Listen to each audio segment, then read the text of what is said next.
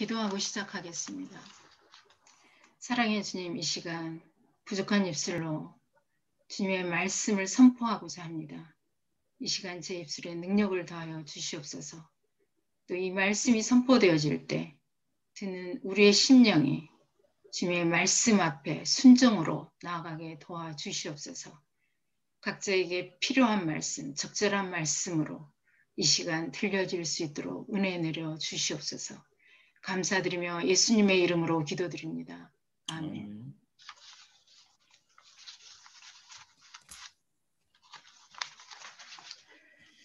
오늘날 한국교회는 세습, 돈, 여자 문제 등으로 교회 이상이 땅에 떨어질 대로 떨어져 있습니다. 얼마 전 뉴스에서 거리에 깔린 십자가라는 헤드라인에 예배당 없는 목수 목사, 가나안 성도에 대한 뉴스를 들은 적이 있습니다. 교회 이기를 절감하고 세기를 찾은 목사님들이 목수로 일을 하면서 예배당 없는 목회를 하고 있다는 것입니다. 교회에 실망한 성도들이 교회를 떠나 혼자 신앙생활을 하는 가나안 성도들이 200만 명에 이른다고 합니다. 팽창주의, 성공주의에 함몰되어 본질을 잃어버린 교회의 일그러진 모습들이 목수 목사와 가나안 성도들을 양산해내고 있습니다. 거기에 코로나19는 한국교회의 민낯을 드러내는데 한몫 역할을 했습니다. 사람들에게 코로나19 확산의 주범이 기독교 집단이라는 인식이 깔려 있습니다. 그럼에도 한국교회는 저들은 우리와는 다른 이단이니 정치적 집단이니 하면서 저들과 거리를 두려고 합니다. 그러나 코로나19 확산이 이단들에 의해 일어난 것이라고 단순하게 치부해버리기에는 상황이 그리 좋지 않습니다. 사람들이 보기에 교회는 저들과 다를 바 없는 광신적 종교 집단에 불과한 것입니다. 언론에서 교회로 인한 확진자를 언급할 때마다 가슴이 철렁 내려앉습니다. 어떤 교회에서는 청소년들이 교회를 떠나야겠다, 부끄러워 다닐 수가 없다라는 말을 한다고 합니다. 이제 교회가 어떤 말을 해도 세상 사람들에게는 들을 가치도 없는 사회에 민폐만 끼치는 그런 집단으로 전락해 있습니다. 갈수록 세상 사람들에게 복음을 전한다는 것이 쉽지 않을 뿐더러 주님의 이름이 만신창이가 되어 있습니다. 그러면 이대로 끝나는 것인가? 하지만 우리가 알아야 할 것은 한국 교회는 망할지라도 하나님 나라는 결코 망할 수 없다는 것입니다. 기독교 역사 2000년 동안 많은 박해가 있었지만 언약의 신실하신 하나님의 은혜로 하나님 나라는 여전히 오늘도 존재하고 있습니다. 오늘 본문을 보면 끊임없이 하나님 나라를 대적하며 무너뜨리려는 세력들이 있는 것을 볼 수 있습니다. 1절을 보면 여호람의 막내 아들 아하시야가 뒤를 이어 왕위를 계승했다라고 말합니다. 막내 아들이라고 굳이 말하고 있는 것은 다윗 왕조의 이태로움을 보여주고자 하는 복선으로 보입니다. 원래 왕위 계승은 장남이 하게 되어 있습니다. 그럼에도 막내 아들 아하시야가 왕위를 계승할 수밖에 없었던 이유를 1절 후반절에서 말하고 있습니다. 아라비아 군대에 의해 여호람의 아들들이 모두 죽임을 당하고 막내 아들 아하시야만 남게 되었기 때문입니다. 그리고 유일한 생존자인 아하시야가 왕위에 오른 후 1년 동안 유다를 다스리게 됩니다.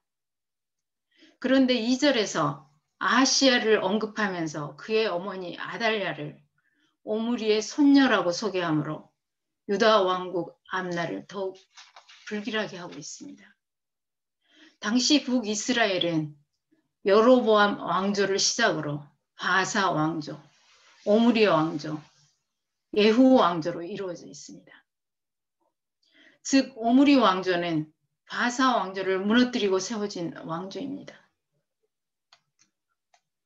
이 오므리 왕조의 아합 왕과 이세벨 사이에서 낳은 딸이 바로 아달랴입니다.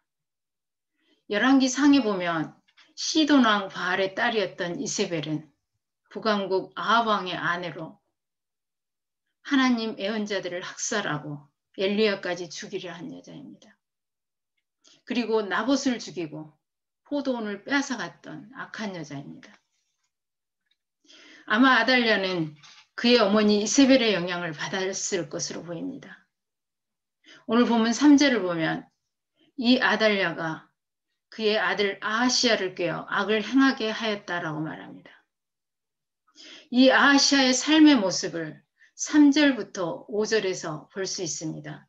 우리 다 같이 3절부터 5절까지 한번 읽어보겠습니다. 22장 3절부터 5절입니다. 아하시야도 아합의 집길로 행하였으니 이는 그의 어머니가 꾀어 악을 행하게 하였음이라. 그의 아버지가 죽은 후에 그가 패망하게 하는 아합의 집의 가르침을 따라 여호와 보시기에 아합의 집같이 악을 행하였더라. 아하시야가 아합의 집의 가르침을 따라 이스라엘 왕 아합의 아들 요람과 함께 길랏 라못으로 가서 아람 왕 하사엘과 더불어 싸우더니 아람 사람들이 요람을 상하게 한지라. 여기서 의도적으로 반복하여 말하고 있는 말이 아합의 집의 길, 아합의 집의 가르침, 아합의 집같이 행하였다라고 반복하고 있습니다. 남유다에 악영향을 끼친 북왕국과의 인연은 여호사밧 왕으로 거슬러 올라갑니다. 여호사밧 왕 때 북왕국과 맺은 결혼 동맹을 시작으로 유다 왕국이 북왕국에 영향을 받게 됩니다. 18장에 보면 아하시야의 조부였던 여호사밧 왕이 북왕국 아합과 연합하여 싸운 길랏 라못에서의 전투를 하나님께서는 원치 않으셨던 것으로 보입니다. 그럼에도 그의 손자인 아하시야는 이스라엘 왕 요람과 동맹하여 아람 왕 하사엘과 길랏 라못에서 전쟁을 하게 됩니다. 이때 북이스라엘은 예후의 아들 님시가 반란을 일으키고 있었던 때입니다. 아람과의 전쟁에서 요람이 부상을 당하자 아하시야는 요람을 병문안하게 되고 이를 알게 된 예후가 아하시야를 만나 죽이게 됩니다. 그리고 8절에서는 이 예후에 의해 아하시야의 형제들의 아들들이 모두 죽임을 당하게 됩니다. 아하시야 죽은 과정에 아람 왕 하사엘과 예후 두 사람이 등장을 합니다. 이들의 등장이 우연이 아님을 볼 수 있는 대목이 있는데요. 열왕기상 19장 17절에서 이렇게 말하고 있습니다. 하사엘의 칼을 피하는 자는 예후가 죽일 것이요 라고 말하고 있습니다. 이 말씀은 하나님께서 엘리야를 통해 하신 말씀으로 아합의 집을 치시겠다는 예언의 말씀입니다. 이 말씀처럼 아달랴의 영향 아래서 하나님을 거슬러 악을 행한 아하시야는 이 아합의 집이 심판을 받을 때 같이 심판을 받게 됩니다. 예후에 의해 아하시야를 비롯한 그의 형제들의 아들들의 죽음에는 하나님의 뜻이 반영되어 있는 것입니다. 아하시야의 죽음은 하나님의 뜻을 거역한 악한 행위에 대한 하나님의 징계로 볼 수 있습니다. 다 같이 오늘 본문 7절을 한번 읽어보시겠습니다. 찾으셨으면 읽겠습니다. 아하시야가 요람에게 감으로 해를 입었으니 이는 하나님께로 말미암은 것이라. 아하시야가 갔다가 요람과 함께 나가서 님시의 아들 예후를 맞았으니 그는 여호와께서 기름을 부으시고 아합의 집을 멸하게 하신 자이더라. 여기서 아하시야가 요람을 병문안할 때 예후에 의해 죽임을 당한 것은 하나님의 뜻에 의한 것임을 밝히고 있습니다. 아하시야의 죽음의 배후에 하나님이 개입하시고 계셨다는 것입니다. 이 모든 상황을 꾸며내신 분이 하나님이십니다. 아하시야 왕조 숙청의 도구로 쓰임받은 예후는 여호와께서 기름 부으신 자라고 말합니다. 자신의 의지대로 움직였다라고 생각했을 아하시야도 예후도 사실은 하나님의 주권에 의해서 행동했던 것입니다. 하사엘과 예후는 자신들의 욕망을 위해 취한 행동이었지만 하나님은 그들의 욕망을 이용하셔서 아하시야를 징계하신 것입니다. 예후와 하사엘은 철저하게 하나님의 섭리를 따라 등장하고 자신들의 역할을 다했습니다. 우리도 살다 보면 그런 경험이 있지 않습니까? 당시에는 별 의미 없이 행동했던 행동들이 지나놓고 보면 하나님의 계획 안에서 이루어진 일이라는 것을 깨달을 때가 있습니다. 이런 행동들은 누군가의 심판의 도구가 될 수 있고 누군가의 기도의 응답이 되는 경우도 있습니다. 그러기에 우리 주변에서 일어난 일들에 우리가 너무 일희일비하는 것이 합당한 모습이 아닐 수도 있다는 것입니다. 우리는 우리 주변에서 일어나고 있는 일들을 하나님 안에서 해석하고자 하는 자세가 필요합니다. 하나님은 사람들의 생각과 의지를 통치하심으로 하나님의 계획을 이루어 가시는 분이심을 깨닫기 바랍니다. 그렇다면 아하시야가 죽으면 다윗 왕조는 끝나는데 왜 하나님께서 당신의 구속사를 위험에 빠뜨리면서까지 아하시야가 죽음의 길을 가도록 내버려 두셨는가입니다. 역대기 저자는 아하시야 왕에 대한 예후의 숙청 과정을 7절, 8절, 9절, 3절에 걸쳐 자세히 서술하고 있습니다. 이는 아하시야의 죽음에는 악행을 보응하시는 하나님의 공의가 나타나 있다는 것을 보여주고 있습니다. 역대기 저자는 하나님의 공의를 보응하시는 하나님으로 보여주고 있습니다. 21장 4절에서는 여호람이 왕위에 오른 후에 자기 형제들을 다 죽인 사건이 있었습니다. 여호람이 자기 형들에게 행한 행위에 대해서 21장 13절부터 14절에서는 징계하시겠다고 말씀하시고 있습니다. 한번 다 같이 21장 13절부터 14절을 찾아서 읽어보시겠습니다. 21장 13절부터 14절입니다. 읽겠습니다.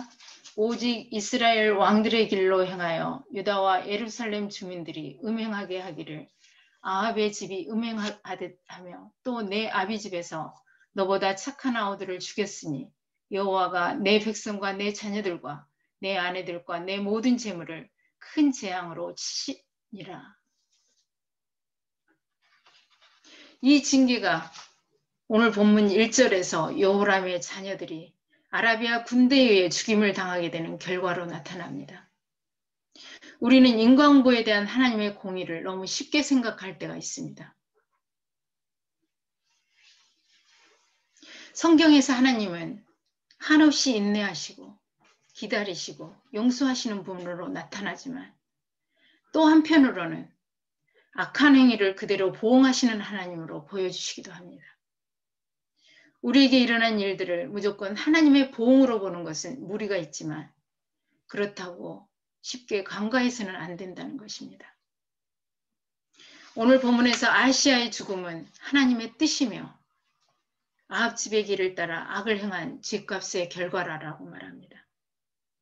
유다 왕조가 악의 표본인 아합 가문과 결혼 관계를 맺었다는 것은 하나님께서 약속하신 거룩한 나라를 위험에 빠뜨리는 상황을 만들었다는 것입니다. 악한 아합의 집길로 향한 남유다의 모습과 이로써 벌어지는 비극을 통해 우리는 어떻게 살아가야 하는지 고민해야 합니다. 아합 가문과의 혼인관계가 뭐 그리 큰 죄인가 라고 말할 수 있습니다. 그러나 믿지 않는 가문과의 결혼은 단순하지 않습니다. 그 가문이 섬기는 종교, 가문의 풍습 등이 딸려 들어오기 때문입니다. 그래서 신명기 7장에서는 이방인과의 결혼을 금하고 있습니다. 그리스도인으로 살아가면서 이 정도쯤은 하고 양보하며 받아들이는 것들이 결국은 돌이킬 수 없는 상황까지 만들어버릴 수 있다는 것입니다. 아담과 하와는 열매 하나 정도야 하면서 결코 먹지 말아야 할 금단의 열매를 먹음으로 돌이킬 수 없는 인류의 재앙을 불러왔습니다. 지금 우리가 살아가면서 이 정도쯤이야 하면서 쉽게 생각하고 있는 것들이 있다면 지금 바로 끊어내시기 바랍니다. 그리고 우리의 삶을 면밀히 살피며 말씀대로 잘 살아가고 있는지 점검해 보시기 바랍니다. 말씀대로 살아가는 것이 인생의 답임을 잊지 않았으면 좋겠습니다. 이제 오늘 본문은 유다 집안의 혈통이 사라질 위기의 순간을 보여주고 있습니다. 왕위에 오른 아하시아는 겨우 1년 통치를 하고 죽습니다. 그런데 문제는 그가 죽은 이후에 아하시아의 뒤를 이어 누가 다윗의 혈통을 이을 것인가입니다. 바람 앞에 등불과 같은 유다 왕조의 마지막 불까지 사라질 강한 바람이 불어닥칩니다. 10절에 보면 아하시아가 죽은 후 그의 어머니 아달랴는 유다 왕국의 계승권자인 왕자들, 그의 선주들을 자기 손으로 다 죽여버립니다. 그리고 아달랴가 스스로 왕위에 오릅니다.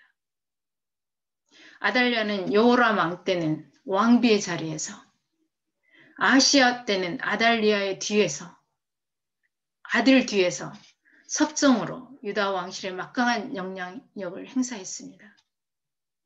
여호람이 자기 동생들을 죽일 때도 아마 아달랴가 개입했을 것으로 보입니다.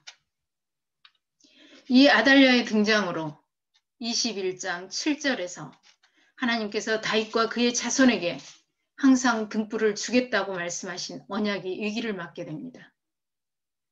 1살짜리 손자를 죽여서라도 다윗의 계보를 통한 하나님의 구원의 역사를 막아서려는 했던 사람이 바로 아달랴였습니다. 이처럼 아합의 딸 아달랴는 여호와의 집에 등불마저 꺼지게 하려고 했습니다. 이는 오므리 왕조와의 동맹이 가져온 결과였습니다. 두 번에 걸친 유다 왕족들의 멸망은 바람 앞에 선 등불과 같은 위기에 놓이게 된 것입니다. 9절에서 역대기 기자는 아하시아의 집이 약하여 왕위를 지키지 못하게 되었다라고 서술하므로 다윗 왕조를 이어갈 사람이 없음을 말하고 있습니다. 10수년 동안 유다는 모든 것을 잃어버리고 회복하기 힘든 상태에 빠진 것입니다. 이제 다윗 왕조의 멸망은 작은 희망마저 완전히 사라진 것처럼 보입니다. 정말 모든 것이 끝난 것 같습니다. 그러나 하나님께서는 그대로 끝나게 버려두시지 않으십니다. 하나님은 모든 것이 끝나버린 것 같은 순간에도 하나님의 방법으로 구원의 계획을 이루어 가시는 것을 오늘 본문을 통해 보여주고 있습니다. 오늘 본문을 보면 꺼질 듯한 다윗 왕조의 불을 끄시지 않기 위해 행하신 하나님의 장치들을 우리는 구석구석에서 찾아볼 수 있습니다. 한 가닥 희망의 불씨를 살려내시는 하나님의 역사가 시작됩니다. 22장 1절을 보면 여호람이 죽고 그의 아들마저 모두 죽임을 당해 유다 왕조가 끝난 것 같은 상황에서 한 사람 아하시아를 남겨 왕위를 오르게 합니다. 그러나 이 아하시아 왕마저 통치 1년 만에 죽습니다. 하지만 이 아하시아 왕의 통치 1년에 요아스를 낳게 됩니다.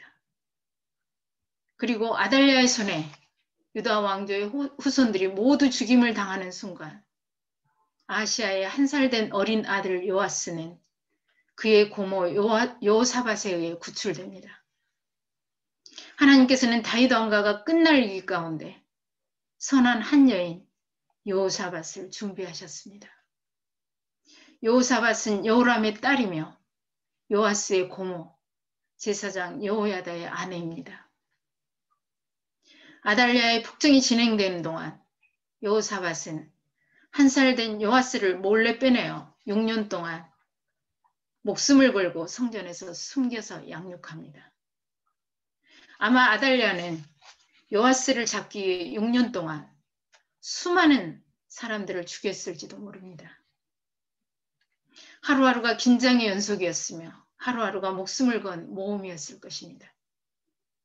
이렇듯 여호사밧은 다윗의 자손이 계속 유지할 수 있도록 결정적인 역할을 한 사람입니다. 여호사밧의 이름은 여호와는 약속이시다라는 의미를 가지고 있습니다.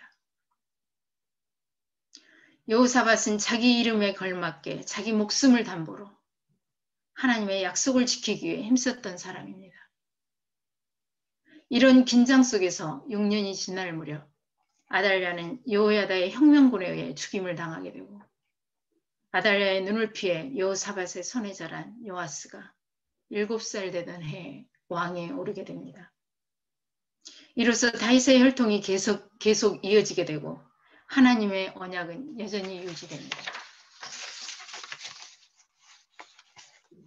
아하시아의 고작 1년 통치 기간은 다윗 왕조를 이어갈 수 있는 상황을 만들었던 아주 중요한 시간이었던 것입니다. 아하시아의 통치 1년이 사람들에게는 의미 없는 시간이었을지 모르지만 하나님의 구속사에 비춰볼 때 없어서는 안 될 중요한 시간이었던 것입니다. 그러기에 우리에게 주어진 매 순간은 허투루 보낼 수 없는 아주 중요한 시간인 것입니다. 저에게 누군가가 지금까지 살아왔던 시간으로 돌아가 다시 살아낼 수 있겠느냐고 물으면 다시 돌아가고 싶지 않는 시간들이라고 말할 것입니다. 그럼에도 그 지나온 시간들이 지금 제가 살아가는데 없어서는 안 될 아주 필요한 시간이었음을 부인할 수 없습니다. 그때는 왜 그런 일이 일어났는지 알 수 없지만 지나고 나면 그 한순간 한순간들이 저에게는 다 필요했던 하나님의 은혜의 시간이었음을 깨닫게 됩니다. 하나님께서는 그때 그 상황들과 사람들을 사용하셔서 당신의 뜻을 이루시며 계획을 추진해 가십니다. 끊어질 것 같았던 다윗의 계보가 유지되어 가는 것을 보면 유다를 큰 그림에서 이끌고 가시는 하나님의 주권을 인정하지 않을 수 없습니다. 역사의 주인이 사람처럼 보여도 이를 움직이시는 분은 하나님이십니다. 여호람, 아하시아, 요시야 3대에 걸쳐 영향력을 행사했던 아달랴는 자기도 모르는 사이에 하나님의 뜻에 정면으로 도전했던 악한 여자였습니다. 아달랴가 저지른 사건은 하나님의 구원의 역사에 엄청난 위기를 초래하는 사건이었습니다. 여기서 다윗의 계보가 끝날 수 있었습니다. 다윗과 맺은 하나님의 약속 자체가 허망해질 수 있었던 것입니다. 그리고 다윗의 자손으로 오실 메시아의 출현이 불가능해질 수 있었던 것입니다. 그러나 다윗 왕가가 무너질 위기에서도 하나님께서는 불을 끄지 않으시고 언약을 지켜가신 것입니다. 하나님께서는 유다 왕국의 이태로운 상황을 지켜만 보고 있지 않으셨습니다. 다윗 언약을 지키시는 하나님이 모든 왕족이 멸절된 그 순간에도 한 살 된 아이를 통해 구속사의 위기를 막아내시고 계보를 계속해서 이어가게 하셨습니다. 다윗 왕가의 불운이 계속되는 상황에서도 반전을 기획하신 하나님의 은혜가 다윗 왕조를 붙들고 있었던 것입니다. 다윗 계보의 불길이 이축될 수 있었으나 다윗에게 이스라엘을 다스릴 후손이 끊이지 않을 것이라는 하나님의 약속은 결코 꺼질 수 없었던 것입니다. 다윗 왕조에 대한 소망은 아하시아, 아달랴, 요아스 시대도 결코 사라지지 않았습니다. 하나님께서 약속하신 대로 다윗의 등불은 꺼지지 않았던 것입니다. 오늘 본문에서 아달랴가 유다 왕족의 씨를 진멸하려 했던 상황을 구속사의 관점에서 볼 수 있을 것 같습니다. 다윗 왕조에 대한 아달랴의 살육 사건 배후에는 다윗 왕조의 등불을 끄려는 사탄의 관계가 있었습니다. 이처럼 역사 속에서도 하나님의 목적을 좌절시키려는 사람들은 수많은 무지한 생명들의 목숨을 빼앗고 하나님 나라를 무너뜨리려 했습니다. 출애굽기 2장에 보면 애굽의 바로는 모세가 태어났을 때 남자아이를 다 죽이라고 명령했습니다. 마태복음 2장에서는 예수님이 탄생했을 때 헤롯은 베들레헴에 있는 2살 이하의 아이를 다 죽이려 했습니다. 이들은 동일하게 언약의 핏줄을 없애려고 했다는 것입니다. 그러나 하나님의 보호하심으로 사탄의 계략은 완성되지 못하고 매번 실패로 끝나게 됩니다. 사탄의 어떠한 계략도 하나님의 계획 속에 있기에 우리는 소망을 가질 수 있습니다. 오늘도 여전히 하나님의 계획을 무너뜨리려 하는 사탄은 기회를 노리고 있습니다. 오늘날 한국 개신교회는 최악의 상태에 직면해 있다고 생각합니다. 사탄은 하나님께서 우리에게 주시는 약속을 무너뜨리기 위해서 오늘도 기회를 찾고 있습니다. 하나님 나라가 완성된 것을 막기 위해 우리에게 혼란을 주려고 상황을 만들어가고 있습니다. 이는 요아스 시대와 또 다른 구속사의 위기가 아닌가 하는 생각을 할 수 있을 것 같습니다. 그러나 그토록 열악했던 요아스 시대에도 복음의 후퇴가 없으신 언약의 하나님께서 오늘도 약속하신 것들을 온전히 이루어 가시고 계십니다. 언제나 크신 계획으로 우리를 보호하시고 우리가 흔들리지 않도록 길을 내어주시는 하나님에 대한 신뢰를 우리는 가질 필요가 있습니다. 전능하신 하나님을 의지하며 그를 신뢰하며 하나님의 목적하신 바를 기대하고 나아가는 것, 그것이 우리가 가져야 할 믿음입니다. 구속사의 위기에서도 그 불을 끄지 않으시는 하나님이 계시기에 우리에게는 희망이 있습니다. 우리가 믿는 하나님은 승리밖에 없으신 분이심을 확신하시기 바랍니다. 모든 것이 끝일 것 같은 상황에서도 하나님께서는 당신의 사람들을 세우시고 여전히 일하고 계시는 것을 믿고 나아가시기 바랍니다. 말씀을 정리하겠습니다. 오늘 본문은 북이스라엘의 아합의 딸 아달랴가 남유다 왕국의 혈통을 진멸하려고 스스로 왕의 자리를 쟁취한 내용이 나타나 있습니다. 이것은 다윗과의 언약을 무너뜨리려는 반역적인 행위였습니다. 그러나 역대기 기자가 말하고 있는 것은 하나님의 약속이 어떤 반역에도 퇴보되지 않는다는 것입니다. 다윗 왕조의 후손은 보존되었고 하나님께서 그 나라를 통치해 가신다는 것입니다. 이 말씀은 당시 이방 나라 포로에서 돌아왔지만 여전히 어려운 환경에서 살아가고 있는 포로 귀환 공동체에게 희망의 메시지가 되었을 것입니다. 포로 귀환 공동체에게 하나님의 언약이 소망이 되었던 것처럼 오늘도 언약의 신실한 하나님이 위기에 처한 우리와 함께 하신다는 믿음이 필요합니다. 하나님께서 당신의 나라를 위해 오늘도 적극적으로 개입하시고 계시기 때문입니다. 그저 기다리시고 인내하시지만은 않는다는 것입니다. 하나님께서는 당신의 나라를 세우시기 위해 오늘도 여전히 하나님의 교회에 대하여 관여하시고 일하시고 계심을 믿음으로 고백하시길 바랍니다. 그리고 오늘도 다윗에게 약속하신 것을 신실하게 이루어 가시는 하나님께 소망을 두고 살아가시길 바랍니다. 우리의 소망과 희망은 오직 하나님의 약속에 있습니다.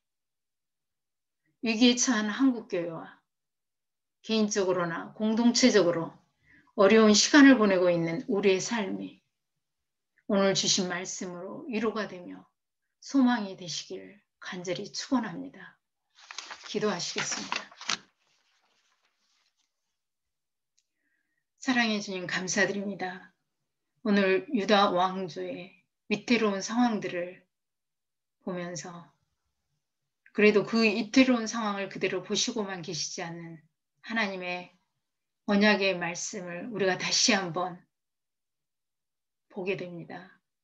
지금 이 시간에 코로나로 인해서 많은 어려움을 겪고 있는 사람들, 또한 우리 믿음의 공동체, 또 변화된 상황 속에서 여러 가지 마음이 힘들고 지쳐있고 어려운 심령들 가운데 이 시간 찾아가 주셔서 다시 한번 약속해 주시옵소서. 그 약속 붙들고 이 어렵고 힘든 시간들을 넉넉히 이겨낼 수 있는 저희들 될 수 있도록 은혜 내려 주시옵소서.